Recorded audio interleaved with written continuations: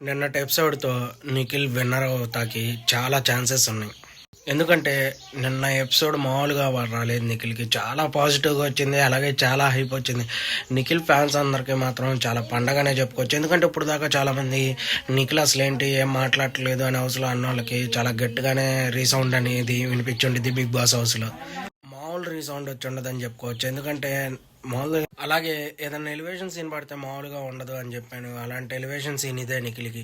ఇలాంటి ఇంకో 2-3 కనుక ఎపిసోడ్లు పడితే ఇంకా మీ ఊహకు కూడా అందదు, అలా ఉండిద్ది నిఖిల్కి గ్రాఫ్ అనేది. ఇప్పటికే మీరు ఊహించలేనంత గ్రాఫ్కి వెళ్ళి ఉండిద్ది నిన్నటి ఎపిసోడ్తో. చాలా అంటే చాలా పాజిటివ్ ఎపిసోడ్. అలాగే ఎంతమందికి నిఖిల్ అలా మాట్లాడుతూ నచ్చిందో కామెంట్లో మెసేజ్ చేయండి.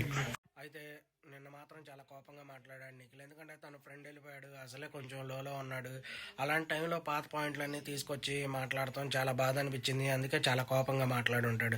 మీలో ఎంతమందికి నిఖిల్కి ఈ విషయంలో సపోర్ట్ చేస్తున్నారో కామెంట్లో మెసేజ్ చేయండి. మన ఛానల్ లైక్ చేయండి, అలాగే సబ్స్క్రైబ్ చేయండి. తప్పులు ఏమన్నా ఉన్నా కామెంట్లో చెప్పండి. Okay, bye.